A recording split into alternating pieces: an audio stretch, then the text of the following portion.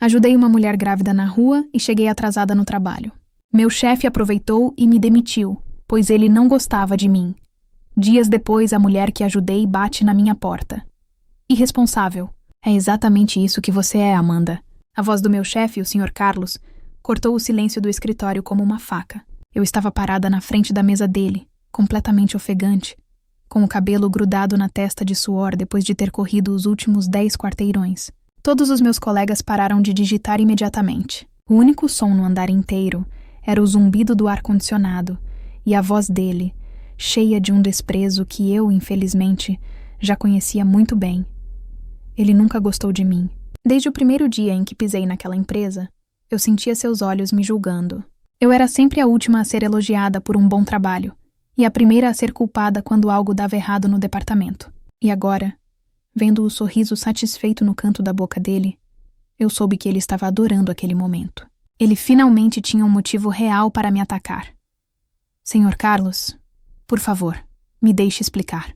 Eu pedi, tentando desesperadamente recuperar o fôlego. Minhas mãos tremiam.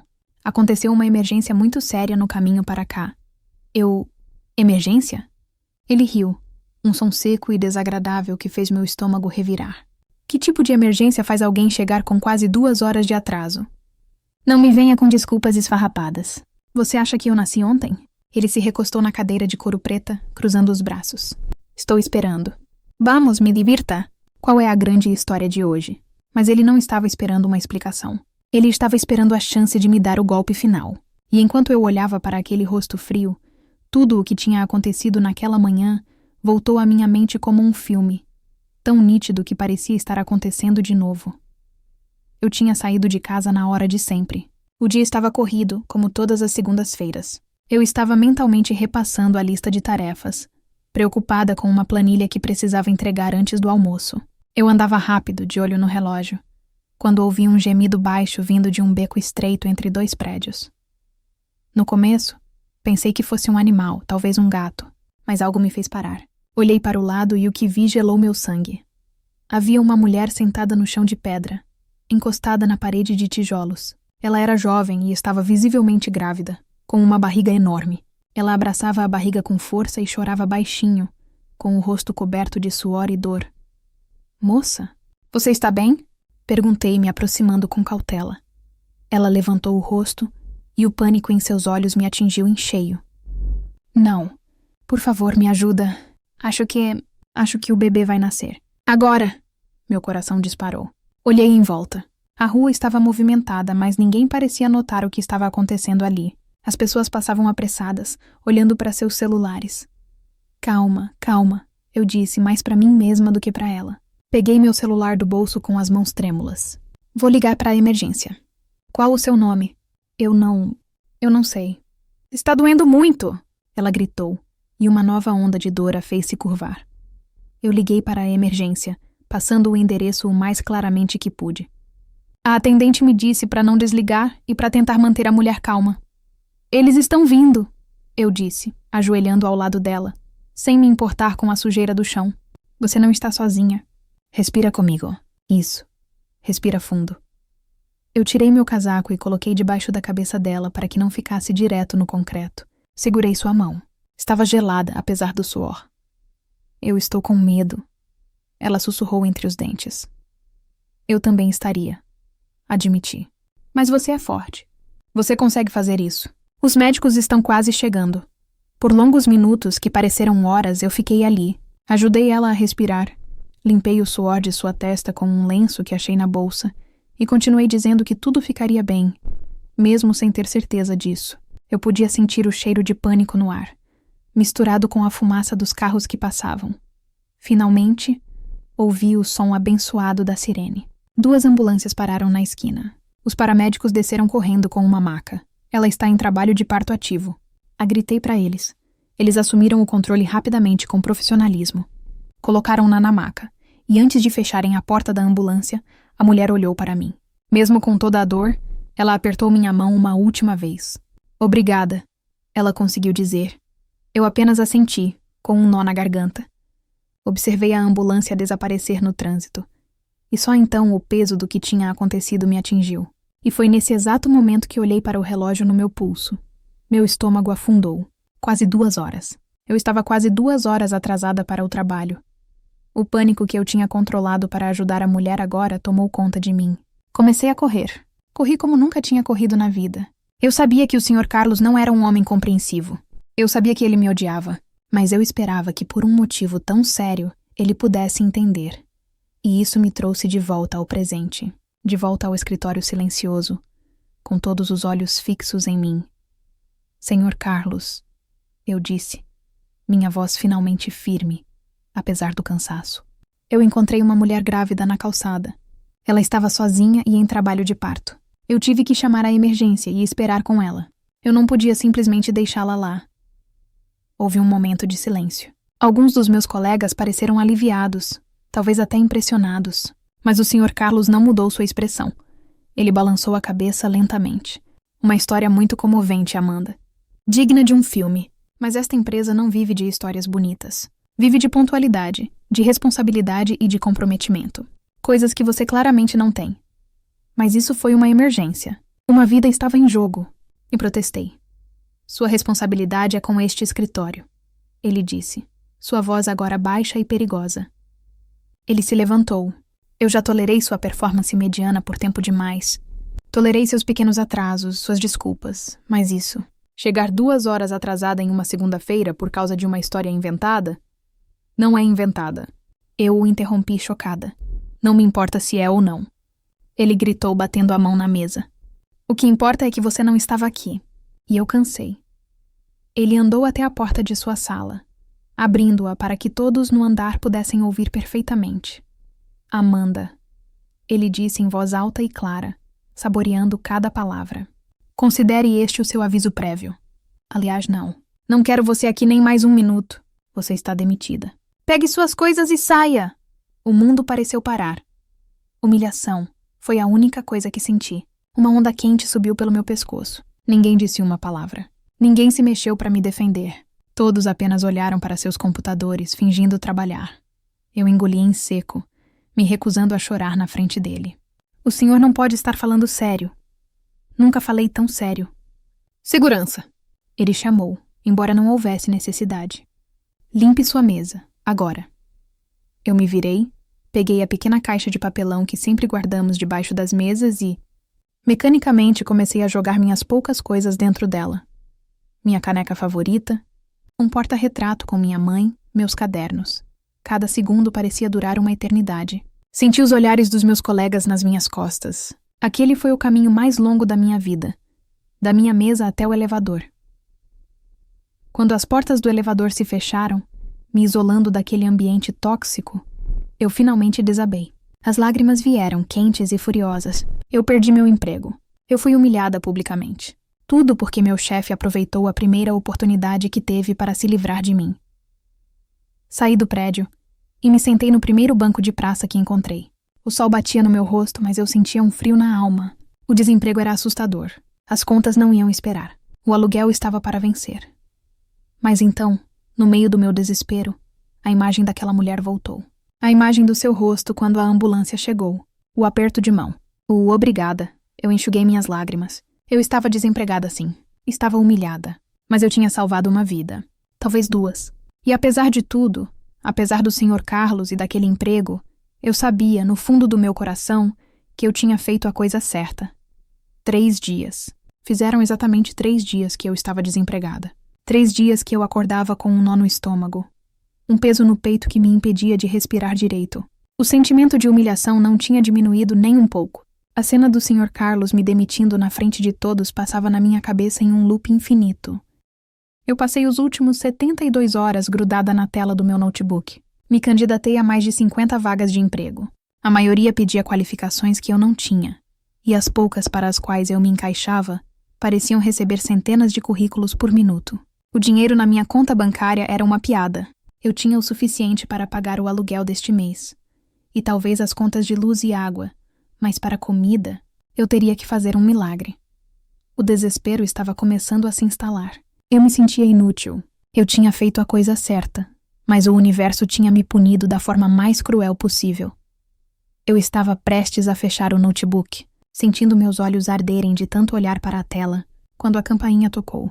Meu coração deu um pulo. Eu nunca recebia visitas. Minha família morava longe e meus poucos amigos estavam todos trabalhando àquela hora. Por um segundo meu estômago gelou. Será que era o dono do apartamento vindo cobrar o aluguel adiantado? Eu me arrastei até a porta, olhando pelo olho mágico, e meu queixo caiu. Do outro lado, parada no corredor do meu prédio simples, estava a mulher daquele dia. Ela não parecia em nada com a pessoa que eu tinha encontrado na calçada. Seu rosto não estava contorcido de dor, mas sim calmo e sorridente. Ela parecia descansada, usando um vestido leve e bonito. E em seus braços, embrulhado em uma manta amarela clara, estava um bebê minúsculo. Eu abri a porta devagar, sem conseguir acreditar. Oi, ela disse, com uma voz suave. Eu espero não estar incomodando. Eu consegui seu endereço na lista telefônica. Eu me chamo Laura. Oi. Laura, eu gaguejei. Por favor, entra. Meu Deus, você está bem? Eu estou ótima, ela disse, entrando na minha pequena sala de estar. E este aqui? Ela olhou para o pacotinho em seus braços. É o pequeno Rafael.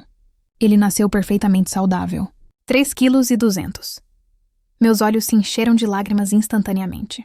Todo o peso dos últimos dias, toda a raiva do meu chefe, tudo pareceu desaparecer quando olhei para aquele rostinho sereno dormindo. Ele é lindo, eu sussurrei. Eu fiquei tão preocupada. Eu não sabia o que tinha acontecido depois que a ambulância foi embora. Laura se sentou no meu sofá, ajeitando o bebê no colo. Amanda, não é? Eu assenti. Amanda, eu não sei como te agradecer. Eu estava sozinha. Meu celular tinha acabado a bateria. E eu senti a primeira contração forte e entrei em pânico. Se você não tivesse parado, os médicos disseram que foi por pouco. O parto foi muito rápido. Se eu tivesse ficado sozinha naquele chão. Ela não precisou terminar a frase. A emoção em sua voz era palpável. Eu não fiz nada demais, eu disse, sentando na cadeira em frente a ela. Qualquer um teria feito o mesmo. Não, ela disse, me olhando com uma intensidade que me fez prender a respiração. Não é verdade. As pessoas passaram por mim. Elas olharam e continuaram andando. Você foi a única que parou. Você foi a única que segurou minha mão e me disse que tudo ficaria bem. Você salvou a vida do meu filho. Você salvou a minha vida. A sinceridade dela era tanta que eu tive que desviar o olhar. Era estranho receber tanta gratidão por algo que me custou tão caro. Eu fico tão feliz que vocês dois estão bem, eu disse, forçando um sorriso. Laura olhou em volta da minha sala. Ela viu o notebook aberto na mesa de jantar, com os sites de emprego ainda na tela. Ela viu a pilha de contas que eu tinha separado mais cedo. Ela notou a minha roupa. A mesma calça de moletom que eu estava usando há 2 dias. Amanda, me desculpe a pergunta, ela disse, cuidadosamente. Mas você não deveria estar no trabalho agora? O nó no meu estômago voltou com força total. Eu sentia vergonha me invadir. Na verdade, não. Eu não trabalho mais lá, eu disse, tentando manter a voz neutra. Oh, você pediu demissão? Eu respirei fundo. O que eu tinha a perder? Não, eu fui demitida. Naquele mesmo dia. A expressão de Laura mudou de gratidão para confusão total. O quê? Por quê? Eu cheguei atrasada, eu expliquei, sentindo o gosto amargo da humilhação na boca de novo. Quase 2 horas atrasada, por ter ficado com você até a ambulância chegar. Laura ficou pálida. Não, você está brincando comigo. Eles te demitiram por salvar a vida de alguém? Meu chefe não era meu maior fã, eu disse, dando de ombros, tentando parecer que não me importava. Ele sempre quis um motivo para se livrar de mim. Eu dei a ele o motivo perfeito. Laura balançou a cabeça, como se não pudesse processar a informação. Isso é monstruoso. Que tipo de empresa permite que um gerente faça isso? Uma que não se importa muito com os funcionários de baixo escalão, eu acho. Murmurei.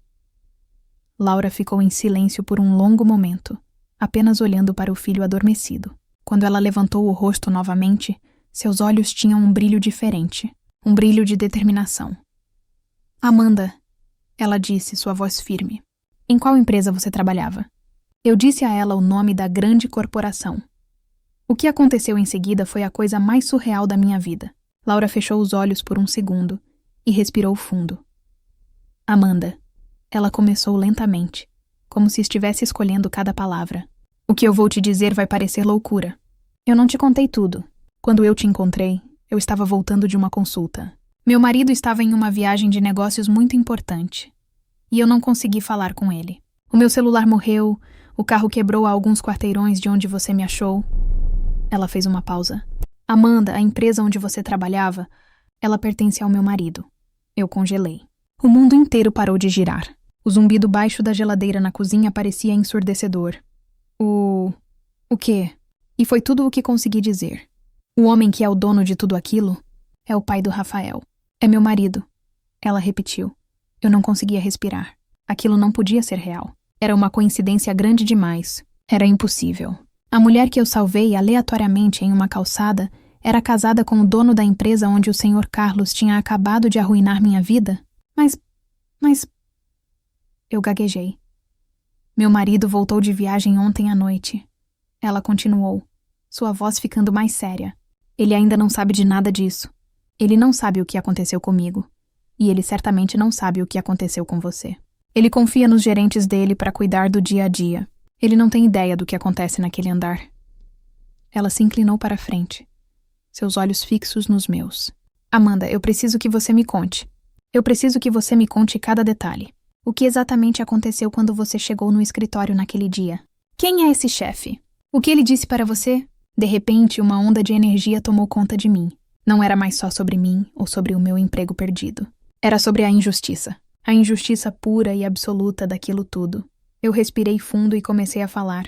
Eu contei tudo. Contei sobre como o Sr. Carlos me humilhou na frente de todos os meus colegas. Contei como ele me chamou de irresponsável e riu da minha explicação. Contei como ele disse que eu estava inventando uma história comovente para me safar. Contei como ele se recusou a ouvir os detalhes, como ele me cortou e gritou, e como ele me mandou pegar minhas coisas e sair, sem nem me deixar terminar a frase. Enquanto eu falava, o rosto de Laura passava de choque para uma raiva fria e controlada. Seus lábios ficaram finos e seus olhos escureceram. Ela não estava mais olhando para mim como uma vítima que eu tinha ajudado. Ela estava olhando para mim como uma aliada. Quando terminei, o silêncio na sala era pesado. Laura ninou o bebê suavemente. Ele te chamou de mentirosa, ela disse, sua voz baixa e trêmula de raiva. Aquele homem, ele te humilhou, porque você estava salvando o meu filho. Ela se levantou. Laura, o que você vai fazer? Perguntei de repente nervosa. Ela olhou para mim, e pela primeira vez naquele dia, eu vi um sorriso que não era só de gratidão. Era um sorriso de quem tinha um plano. Amanda, ela disse, meu marido vai resolver isso. Mas mais importante, nós vamos resolver isso. Esse homem não vai se safar por ter feito isso com a mulher que salvou a família dele. Eu te dou a minha palavra. Quando Laura saiu do meu apartamento, levando o pequeno Rafael, eu me sentei no sofá e fiquei olhando para a porta por, eu acho, uns 30 minutos. Minha cabeça girava. Aquilo tudo era real? A mulher que eu ajudei era a esposa do dono da empresa? Era uma coincidência tão absurda que parecia tirada de um filme. Uma parte de mim estava eufórica, cheia de esperança. A outra parte, a parte cínica que o Sr. Carlos ajudou a construir, me dizia para não ter esperanças. Talvez o marido dela fosse igual ao Sr. Carlos. Talvez ele ouvisse a história e decidisse que um gerente valia mais do que a palavra de uma ex-funcionária e da própria esposa. Talvez ele apenas me enviasse um cheque de agradecimento e seguisse a vida. Passei o resto do dia em um estado de ansiedade total. Não consegui procurar mais empregos. Apenas esperei. A noite foi longa. Mal consegui dormir, pulando a cada barulho no corredor, achando que poderia ser alguém. Na manhã seguinte, eu acordei exausta. Fiz um café e me sentei à mesa, olhando para as contas empilhadas. A realidade estava batendo na porta.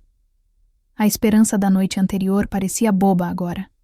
Eu precisava voltar a procurar emprego. Eu estava prestes a abrir o notebook quando a campainha tocou. Meu coração saltou para a garganta. Corri para a porta e olhei pelo olho mágico. Não era Laura. Era um homem alto, de terno escuro e expressão séria. Ele parecia caro. Ele parecia o tipo de pessoa que nunca tinha pisado em um prédio simples como o meu. Eu abri a porta com as mãos suando. Senhorita Amanda? Ele perguntou. Sua voz era grave, mas não era ameaçadora. Sim, sou eu. Ele estendeu a mão.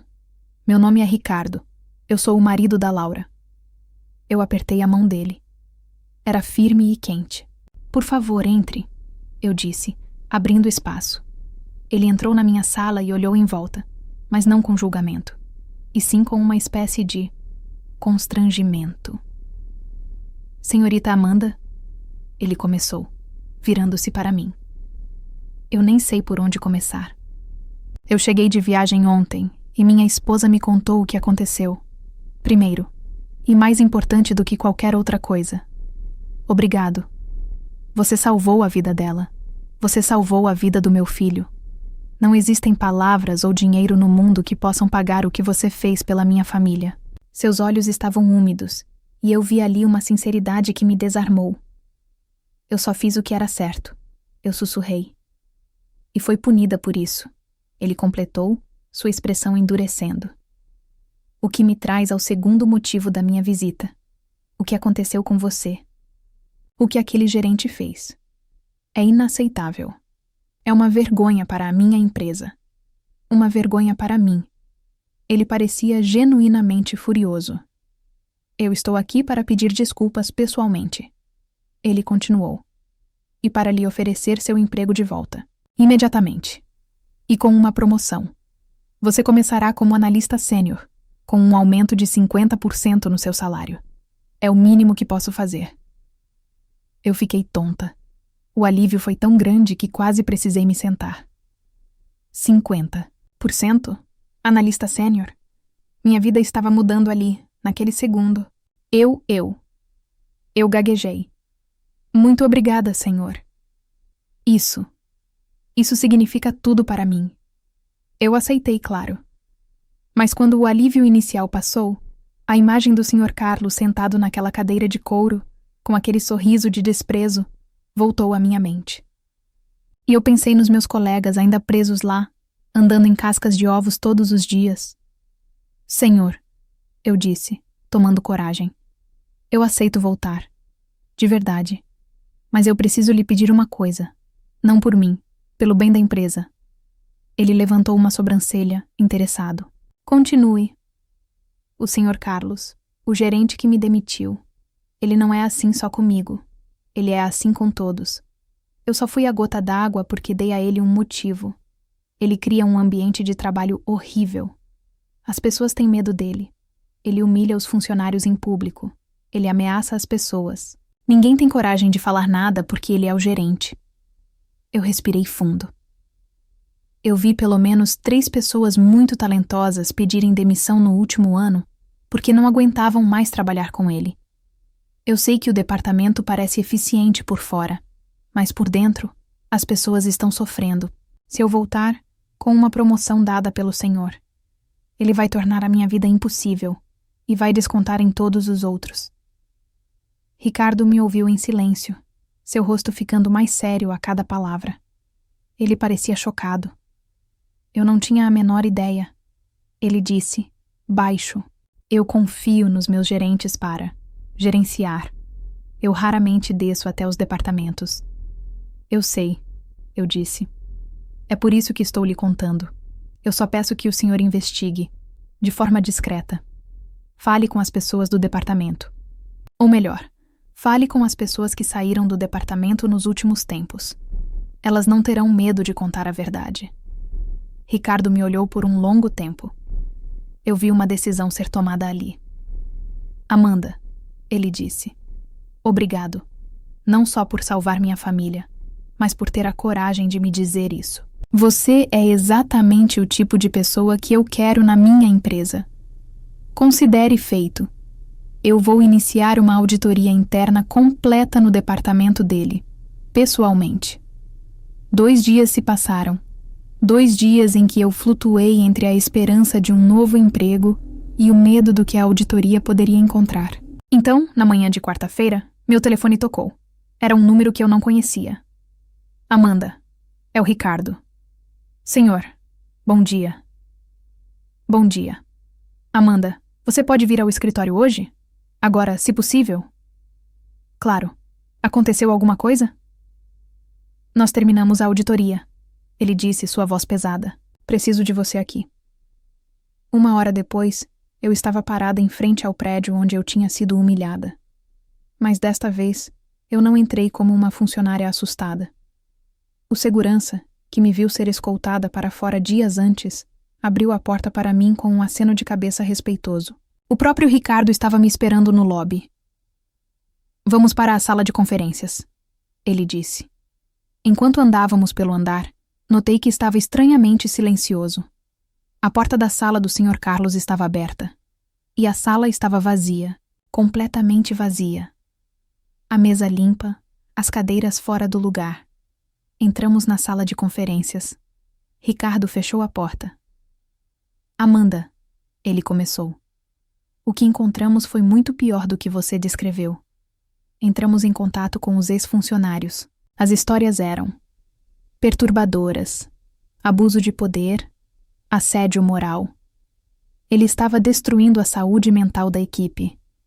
Ele encobria os próprios erros culpando os funcionários mais novos. Aquele homem estava causando um prejuízo enorme à minha empresa. E eu não fazia ideia. Meu Deus, eu sussurrei. Ele não faz mais parte desta empresa, Ricardo disse firmemente. Ele foi demitido esta manhã, por justa causa. Um peso que eu nem sabia que estava carregando saiu dos meus ombros. Eu respirei fundo pela primeira vez em dias. Eu fico feliz que a justiça foi feita, eu disse. E é por isso que você está aqui, ele disse, se inclinando sobre a mesa. O departamento está sem gerente, e eles precisam de um líder, não de um chefe. Eles precisam de alguém que entenda o que eles passaram. Alguém que tenha empatia. Alguém que tenha a coragem de parar na rua para ajudar um estranho, mesmo sabendo que isso lhe custaria o emprego. Eu olhei para ele, meu coração batendo forte, sem entender aonde ele queria chegar. Amanda, ele disse, com um pequeno sorriso. A promoção para analista sênior está cancelada. Meu estômago gelou. Eu estou oferecendo a você o cargo de gerente do departamento. O cargo dele, com o salário dele. Você aceita? Eu fiquei sem palavras. Eu? A gerente? A mulher que há 3 dias estava chorando em um banco de praça sem saber como pagaria o aluguel? Eu olhei para o homem à minha frente. Eu pensei em Laura e no pequeno Rafael. Pensei nos meus colegas lá fora, que finalmente estavam livres do Sr. Carlos. Eu endireitei meus ombros. Sim, senhor, eu aceito. Quando saí da sala de conferências, Ricardo me acompanhou. Ele parou no meio do escritório. Pessoal, ele chamou em voz alta. Todos levantaram a cabeça.